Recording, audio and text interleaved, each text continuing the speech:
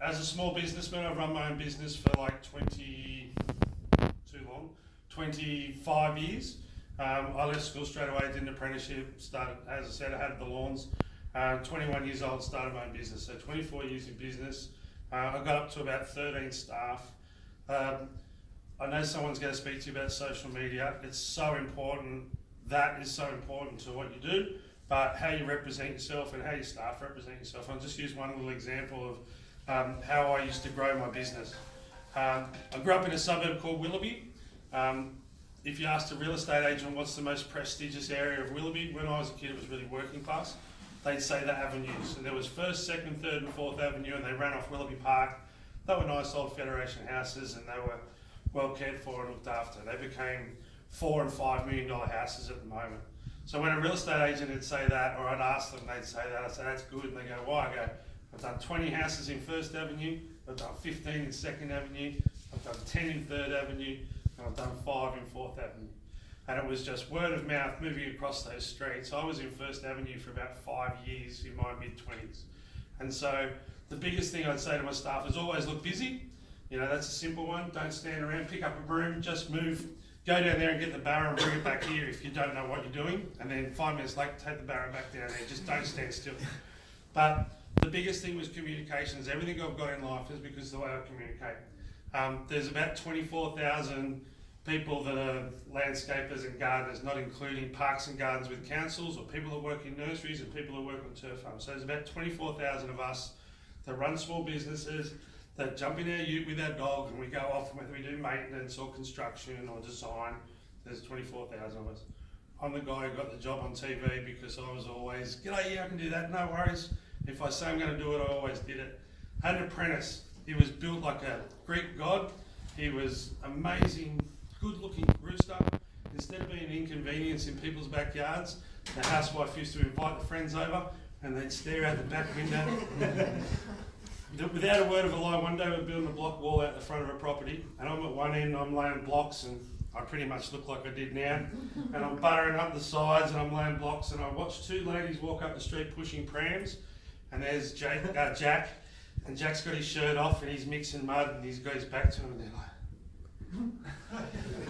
they walk the prams into a parked car, kicking on. So if you can employ good-looking roosters, that's one thing, but that's not what I'm getting. So Jack had come up to me, and he was a great worker. He won Apprentice of the Year at Ride TAFE, and I remember a teacher rang up and said, how can a knucklehead like you have an apprentice like him? And my argument back, or my reply back was, you don't have to be a good player to be a good coach.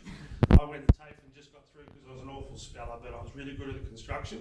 And if I just failed, I'd explain to the teacher that I was a bad speller and I just passed. So Jack comes up and he asks for a pay rise. I said, Jack, you're fantastic. You turn up on time. You work really hard. You're great at your trade. I said, to get your pay rise, what you need to do is learn the dog's name and make sure that it never gets out of the gate. Bring the bins in on a Thursday when they're taken out on the Wednesday night. Learn the next door neighbour's name. Find out where the homeowner goes every Wednesday in activewear.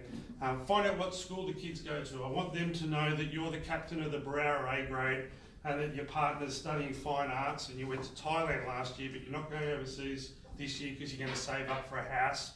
Your dad's a mobile mechanic and you'd be happily recommend him, and he works in this area. So about 2 weeks later I come in, I go, mate, what's the dog's name? He goes, oh, that's Bouncer. I said, that's good. I go, what about the lady next door? Oh, they're the Smiths, the kids go to Riverview. That's good, that means they've got plenty of money. What's the old man do for a living? Oh, you didn't ask me to ask that question. So sometimes you've got it in you and sometimes you don't. And I just learned from my dad that I had all that in me. And it's not about being a gas bag or talking too much. And you can go too far the other way and talk too long. But just having a conversation with your customers and, you know, winning them over personally and you know, drop into it. Oh, look, if you want someone to recommend, I need more work, or I want to grow the business, but I'm always going to look after you, especially. But you know, I want to send my kids to this school, or we want to go on holidays. It's amazing just by saying those things how much that motivates the customer to be your best sales rep. Putting on days like this, I'm sure. We, as tradesmen, we might get a diary or something like that once a year. I remember Australian Native Landscape, which is the big supplier of materials in Sydney, and you'd go in a week before Christmas and they'd say, where's my bin? And it should be the other way around. I was their customer. So it's quite easy to win people over, it's quite easy to lose people at the same time just by saying something the wrong way. When it comes to turf, I think that if you're aligned with Lawn Solutions Australia and StrathAyr, that you're just getting a quality product, you know it works, you know that you've got the backup.